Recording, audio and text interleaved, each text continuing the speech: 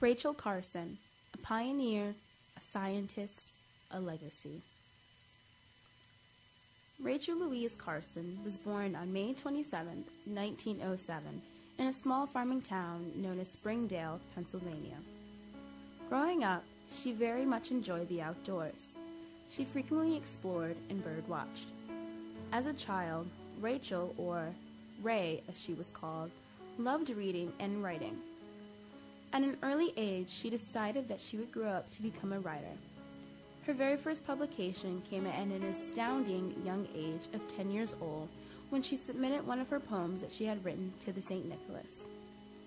The St. Nicholas was a literary magazine for children and young adults, which contained stories, poems, and songs to not only entertain but to educate the young mind. The work began in 1877 and continued through 1921. As the years went on, Ray continued to write. When she enrolled in the Pennsylvania College for Women, she immediately declared an English major. While studying, she continued to write poems and send them off to various periodicals. In her junior year of college, it was required for Carson to take a biology course.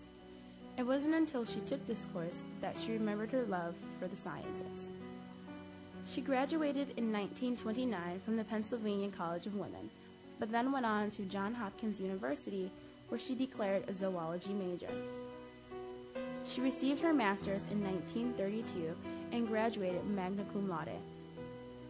Soon after, she began teaching zoology at the University of Maryland. In 1935, she received the news that her father had passed away. She immediately abandoned her studies, moved back home, and lost all hope for pursuing a doctorate degree. Soon after, she was hired by the Bureau of Fisheries, now known as the U.S. Fish and Wildlife Service. Due to her new position, she became very intrigued with the sea. In 1936, her sister had died. Money was tight in her family, so she began writing zoology articles for the Baltimore Sun to earn some extra money. A year later, in 1937, she had her very first publication in a national magazine, the Atlantic Monthly. The piece she submitted was entitled Undersea. By the time 1941 had rolled around, Rachel Carson had published her very first book, Under the Sea Wind. This first book was her favorite, however, it never really received any attention. For the next 10 years, Rachel remained relatively low-key. In July of 1951, her second book was published, The Sea Around Us. The manuscript for this book was widely rejected. However, after finally being published, the book went on to receive the National Book Award and the John Burroughs Medal. More than 200,000 copies were sold within its first year of publication. By this time, Carson was quite wealthy and had enough money to retire in 1952 from the Bureau, and she had began writing full-time. Her second book was very successful and brought about much fame that she did not like.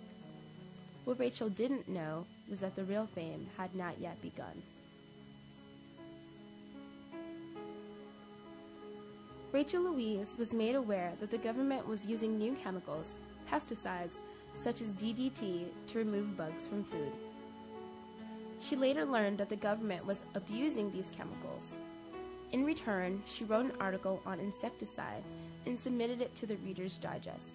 They gladly rejected her work. Carson just wanted to inform the public about the use of pesticides and their long-term harmful effect that they will have on the human being and the environment. However, the chemical companies and the U.S. Department of Agriculture just saw her as a money-losing problem. Before Rachel Carson even had a chance to publish her most controversial and well-known work, she received numerous threats for lawsuits. However, that didn't stop her, and in 1962, Rachel Carson published Silent Spring. People of the time were calling her a hysterical woman and saying that she was unqualified to write such a book. To this day, there are websites still against Ms. Carson. Even though there are plenty of people against her, she still had plenty of people that were with her. National Parks magazine continued printing excerpts from her book into their magazine. Silent Spring was a bestseller. She spoke out before Congress asking for new environmental and human health policies. While riding Silent Spring, her niece and her mother had died. She had adopted her nephew, and she was diagnosed with breast cancer. On April 14th of 1964, Rachel Louise Carson succumbed to the battle and died at the age of 56. To this day, Silent Spring is deemed the cornerstone of the new environmentalism. Rachel Carson is perceived to be one of the greatest nature writers in American history.